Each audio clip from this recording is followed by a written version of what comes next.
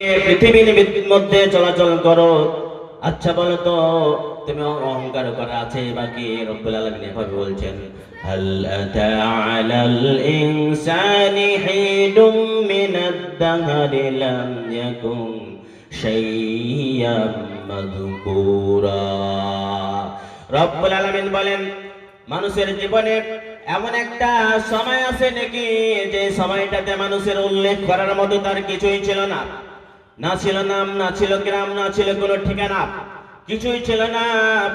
আমি আপনি সামান্য টুকে এক ফোঁটা এমন তুচ্ছ পানি ছিলাম যে তুচ্ছ পানি আমার আপনার শরীর থেকে নির্গত হলে গোসল ওয়াজিব হয়ে যায়, এমন এক তুচ্ছ পানি। সেই তুচ্ছ এক ফোঁটা পানি থেকে আমাকে আপনাকে আল্লাহ সৃষ্টি করেছেন।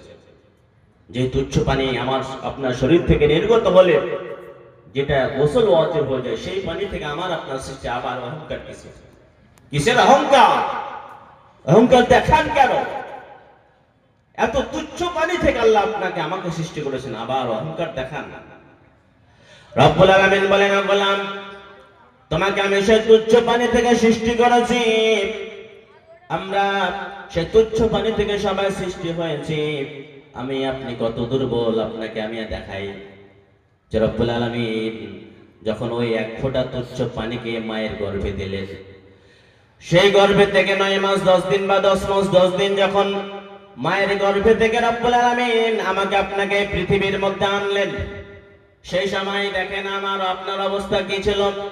আজকে আপনি হৃষ্টপুষ্ট একেবারে নাদুস নদুস মোটাসোটা যুবক, তার কিছুই নয়। যেখানেই থেকে যাই সেখানেই থেকে যাই, যেখানে শুয়ে আছি সেখানে শুয়ে আছি, যেখানে শুয়ে আছি সেই জায়গা থেকে যদি আমাকে দিন দিন না সরায়, কিছুদিন না সরায়, ওই জায়গাতে আমাকে বসে থাকতে হবে, শুয়ে থাকতে হবে। কারণ সেই সময় আমার আপনার কোনো শক্তি ছিল না। এমনকি আমরা শক্ত কোনো জিনিস খেতে পারতাম না। আমাদের তরল জাতীয় খাবার দিলে তো বলছিলাম যে আল্লাহ আমাকে আপনাকে যখন এই পৃথিবীতে আনলেন, আমার আপনার অবস্থা একেবারে দুর্বল। আমরা কিছু শক্ত জিনিস খেতে পারতাম না, তরল জাতীয় আমাদের জিনিস খেতে দিলে এক গাল দিয়ে দিলে আবার এক গাল দিয়ে পড়ে যেত, এরকম আপনার আমার অবস্থা। আবার আমরা এখানে অনেক যুবক বসে আছে, আমরা আমার যুবক ভাইরা, এই যুবক ভাইরা আজকে হৃষ্টপুষ্ট শরীর নিয়ে অহংকার দেখায় বিভিন্ন ক্ষেত্রে। কিন্তু যুবক, তুমি কত বড় শক্তিশালী তোমাকে দেখা যাবে। এখানে যদি একটা এখনই ভূমিকম্প শুরু হয়ে যায়, তাহলে তুমি কোথায় পালাবে? আমরা এই পৃথিবীতে এসে অহংকার করি, কিন্তু অহংকার করার মতো আমার আপনার কিছুই নেই। আমরা একেবারে দুর্বল। অহংকার